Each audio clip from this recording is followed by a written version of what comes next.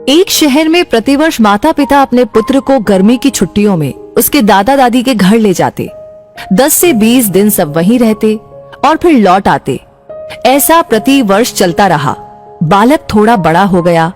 एक दिन उसने अपने माता पिता से कहा कि अब मैं अकेला भी दादी के घर जा सकता हूँ, तो आप मुझे अकेले को दादी के घर जाने दो। माता पिता पहले तो राजी नहीं हुए, किंतु बालक ने जब जोर दिया तो उसको सारी सावधानी समझाते हुए अनुमति दे दी। जाने का दिन आया। पिता बालक को छोड़ने स्टेशन गए।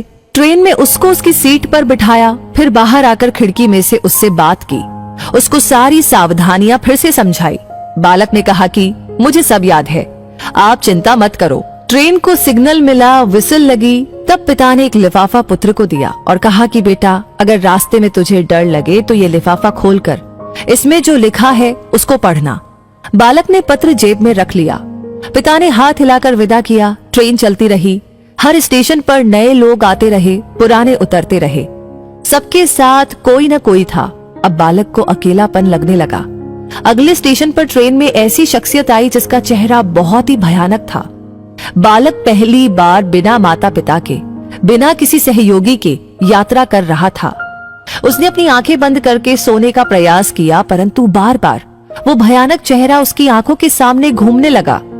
बालक भयभीत हो गया, रुआंसा हो गया। तब उसको पिता की चिट्ठी याद आई। उसने जेब में हाथ डाला, हाथ कांप रहा था। पत्र निकाला, लिफाफा खोला और पढ़ा। पिता ने लिखा था, तू डरना मत, मैं पास वाले कंपार्टमेंट में ही हूँ, इस गाड़ी में बैठा हूँ। बालक का चेहरा खिल उठा। सारा डर काफूर हो गया।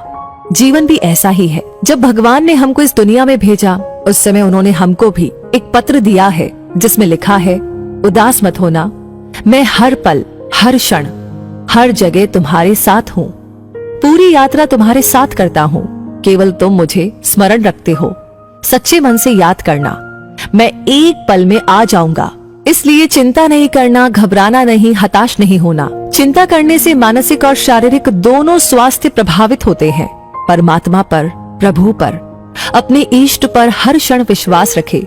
वो हमेशा हमारे साथ है, हमारी पूरी यात्रा के दौरान, अंतिम सांस तक। बस इसी एक एहसास को ही कायम रखने का प्रयास करते रहना है। सब कुछ उस परमात्मा पर छोड़ दे जिसकी मर्जी के बिना एक पत्ता भी नहीं हिल सकता। तो दोस्तों, ये कहानी आपको कैसी लगी? अपनी राय हमें जरूर शेयर कीजिए कमेंट सेक्शन में लिख करके। लाइक आपने ऑलरेडी कर दिया है तो फिर अगला काम है जो बहुत इंपॉर्टेंट है, और वो है कि इस वीडियो को